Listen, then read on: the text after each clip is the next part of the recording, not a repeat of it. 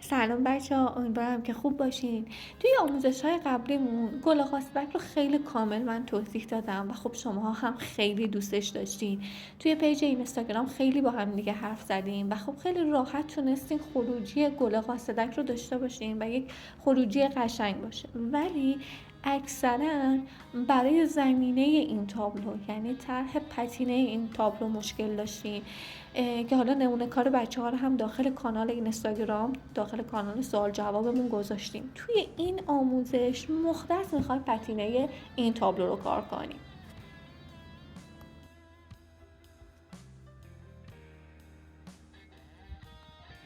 خب بچه‌ها، مرحله اول برجسته سازی بوم نقاشی هست.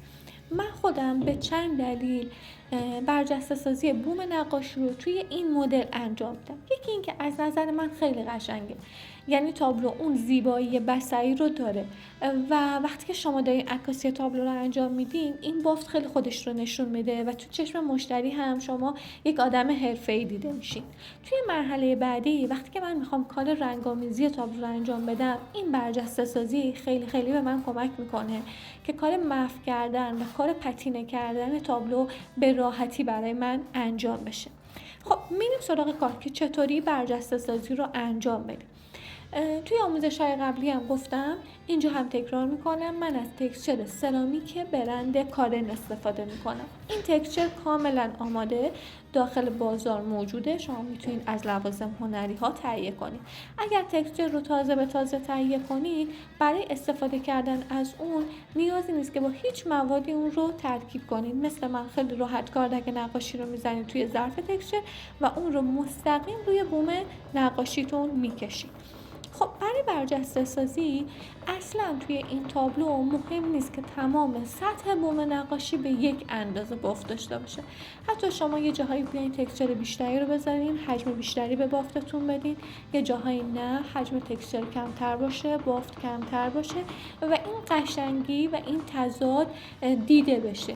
من خودم اینطوری دوست دارم. به شما هم پیشنهاد میکنم خیلی روی این زمینه وسواس نداشته باشین، چون چیزی هم که از نظر مشتری هست و مشتری پسند هست، همین کاری هست که من دارم انجام میدم. خب بچه‌ها، من با یک کاردک نقاشی تکسچر رو روی سطح بوم پخش میکنم و تا زمانی که هنوز تکسچر خیسه و خشک نشده، میتونم با یه تیکه ابر، با یه تیکه اسفنج یا حتی با قلمویی که موهای زبری داره، قلمویی که خراب شده، ضربه بزنم و یک بافت خیلی نامنظم روی سطح تابلو ایجاد کنم. فقط بچه‌ها حواستون باشه وقتی که ضربه میزنید فشار دستتون یکسان باشه. حالا یه جاهای خیلی نمیخوام فشار دست زیاد باشه که کل حالا اون خمیر تکسچر پخش بشه، یه جاهایی هم خیلی فشار دستتون کم نباشه که اصلا هیچ بافتی زده نشه. سعی کنید فشار دستتون توی همه قسمت ها یکسان باشه. این کار انجام میدید و اجازه میدیم که تکسچرتون کاملا خوش بشه. چون لایه نازک از تکسچر رو داریم کار میکنیم، معمولا بین 2 تا 4 ساعت کاملا تکسچر خوش شده. این قسمت کاملا سلیقه‌ای هست. من یک کمی از اون خمیر تکسچری که داشتم داخل قیف قنادی می‌ریزم، یک برش خیلی کوچیک سر قیف میدم و یک سری خط‌ها رو روی سطح زمینه میندازم. به نظر من قشنگه. شما میتونین کار انجام بدین، میتونین این کار رو هم انجام ندین، هر طوری که خودتون دوست دارین.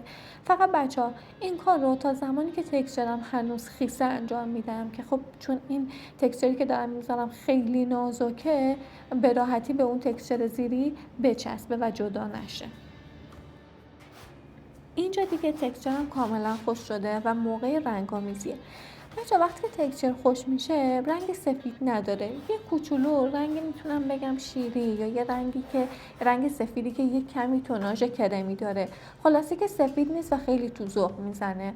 به خاطر همین یک دسته کامل باید رنگ سفید بزنه. اینجا من رنگی که دارم استفاده میکنم رنگ اکریلیک هنری هست که لوازم هنری ها دارن. از قلموی زمینه هم دارم استفاده میکنم. اگه تابلو شما سایز بزرگتری داره میتونید از قلتک هم استفاده کنید. موردی که بر خدمتتون بگم برای رنگ کردن زمینه، باید رنگتون رو رقیق کنید. حالا هم میتونید با آب رقیق کنید، هم با انواع مدیوم ها. اگر هم میخواید رنگتون رو رقیق نکنید موردی نداره، روی بومتون اسپری آب بزنید، خیلی هم نزنید که بچه‌ها حالا قطره آب بریزه پایین، ولی خب یه کوچولو نمدارش کنید، یا اگر ندارین اسپری آب هم مثل من قلموی زمینتون رو خیس کنید، بزنید داخل آب و بکشین روی سطح بومتون که یه کوچولو اون حالت نمی رو داشته باشه و کل سطح کارتون رو رنگ سفید بزنید که اون رنگ تکسچر خوش شده کاملا از بین بره. حالا میخوام رنگ اصلی زمینه که یه رنگ خاکستری هست رو درست کنم. همه ما میدونیم رنگ خاکستری از ترکیب سفید و مشکی درست میشه. حالا بچه‌ها برای اینکه شما بتونید یک خاکستری پخته تر و جوندارتری رو داشته باشید، میتونید به این ترکیب سفید و مشکی یک کوچولو رنگ خردلی اضافه کنید، اندازه سر کاردک نقاشی. این باعث میشه که رنگتون پخته تر باشه، مثلا نقاشیتون از اون حالت خامی در میاد و همین که یه کوچولو توناژ گرمی میده به کارتون. اگر دوست دارین خاکستریتون توناژ سردی داشته باشه، به اون ترکیب باید به جای رنگ خردلی رنگ آبی روشن اضافه کنید. خب من حالا تا جایی که اون خاکستری که مد نظرم هست به دست بیاد، سفید و مشکی و خردلی رو اضافه میکنم تا برسم به اون رنگ اصلی زمینه. اول بگم بچه‌ها، پتینه خب خیلی هنر گسترده‌ای هست. ما پتینه اجسام داریم، پتینه دیوار داریم، پتینه تابلو داریم که خود پتینه تابلو دوباره چند مدل هست. من اینجا نکته هایی که در مورد پتینه این تابلو هست که حالا سلیقه‌ای هست، شما میتونید برای مثلا سایر تابلوهاتون هم استفاده کنید، اینجا خدمتتون میگم. یا چند تا نکته میگم برای بچه‌هایی که مثلا تجربه اولشون هست برای پتینه. نکته اول بچه‌ها، اون رنگ سفید زمینه‌ای که بار اول زدیم باید کاملا خوش شده باشه. نکته بعدی این که سطح کارتون رو یه کمی نمدار کنید. حالا یا اسپری آب بزنید یا با همون قلموی زبر نمدار روی سطح کارتون بکشید. اگر مخصوصا تجربه اولتون هست، به جای قلمو بیاین از ابر یا اسفنج استفاده کنید، تسلط کارتون بیشتر هست. نکته بعدی این که حتما فشار دستتون کنترل شده باشه. شما چه از قلمو استفاده میکنید، چه از ابر، چه از اسفنج، باید فشار دستتون کاملا ثابت باشه. یه جاهای خیلی رنگ نذارید، یه جاهای رنگ خیلی کمتری رو بذارید. نکته بعدی، رنگ اصلی پتینه شما خیلی مهم هست که چطوری محو بشه. ببینید اینجا رنگ اصلی پتینه من رنگ خاکستری هست. اگر بوم نقاشیتون بزرگه خیلی از بچه‌ها این اشتباه رو میکنن، مثلا یه قسمتی رو رنگ خاکستری میزنن، بعد 3 سانت 5 سانت فاصله میرن یه قسمت دیگه رو دوباره رنگ خاکستری میزنن. ببینید این غلط نیست، این در صورتی غلط میشه که شما این فاصله 3 سانت یا 5 سانت رو پر نکنید. بچه‌ها خیلیاتون پر نمی‌کنید و در نهایت خروجی کارتون این مرز رنگ اصلی کاملا مشخص هست و خیلی کارتون رو زشت میکنه، کارتون رو آماتور میکنه، در صورتی که ما میخوایم یک کار حرفه‌ای تحویل بگیریم. پس اگر دارین با فاصله زیاد رنگ اصلی رو میذارین، باید یادتون باشه که حتما این فاصله رو پر کنید، مرز رنگ اصلی رو با سایر رنگ‌های دیگه از بین ببرید. نکته آخر هم این که بچه‌ها بهتر هست که بیاین، مخصوصا باز هم میگم اگر تجربه اولتون هست، رنگ اصلی زمینه رو کنار هم بذارید. دقت کنید بچه‌ها، کنار هم گذاشتن با روی هم گذاشتن فرق میکنه. مثلا 1 سانت فاصله بدین، نیم سانت فاصله بدین با هم، خب کنار هم ضربه بزنید با اسفنج و همین شکلی برین جلو و تمام سطح بوم نقاشیتون رو رنگ کنید. اینطوری خیلی خیلی کارتون راحت تره. با همین نکته هایی که خدمتتون گفتم میتونید یه زمینه پتینه جذاب داشته باشید. البته خب هنوز مرحله اول هست، ادامه ویدیو رو ببینید. چون خودم زخم خورده این داستانم، این نکته رو هم به شما میگم. حتما برای هر تابلویی که دارید رنگ درست میکنید، رنگ دستساز هست، اون رنگ رو بیشتر درست کنید، داخل یه دونه ظرف دربسته بذارید که رنگتون خوش نشه، چون قطعاً برای روز مبادا به دردتون میخوره. الان دیگه رنگ اصلی زمینه که همون رنگ خاکستری هست کاملا خوش شده. نوبت رنگ‌های دیگه میرسه. رنگ‌های دیگه‌ای که من استفاده می‌کنم نقره‌ای و صدفی هست. دقیقاً هم آماده شده از بازار می‌خرم. یعنی یک چیز دستسازی نیست که بخوام اینجا مثلا دستور ساختش رو بهتون بگم. ببینید بچه‌ها، رنگ‌های نقره‌ای و صدفی همونطور که می‌دونید رنگ‌های شاینی هستن و این رنگ‌ها برای عکاسی و برای فیلمبرداری مشکل سازن، چون اون نمای اصلیشون رو نشون نمیده. اینجا هم من این مشکل رو دارم. ببخشید دیگه. رنگ بعدی که میذارم روی کارم نقره‌ای هست. با همون ابر همین کار رو انجام میدم. این نکته رو هم در نظر داشته باشین بچه‌ها. اگر رنگ اصلی زمینتون رو اومدین با قلمو کار کردین، بقیه‌اش هم با قلمو بذارین. اگه با ابر کار کردین، بقیه‌اش رو هم با ابر بزنین. اینجوری یه کوچولو حالت یک دستری داره و خب خروجی کارشون هم یه خروجی تمیزتری هست.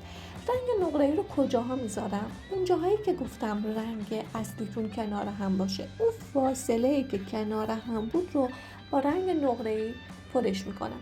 یه کوچولو رنگ نقره‌ای میذارم و دور تا دور این رنگ رو بچه‌ها به وسیله همون ابری که تو دستمه محوش میکنم.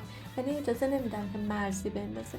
برای این کار همین که بچه‌ها تیکه تیکه کار کنید، یعنی یه کوچولو رنگ گذاشتین همون لحظه پخشش کنید با ابرتون و همین که یه کوچولو رنگتون رو با آب رقیق کنید که خیلی راحت بتونید رد رنگ رو از بین ببرید.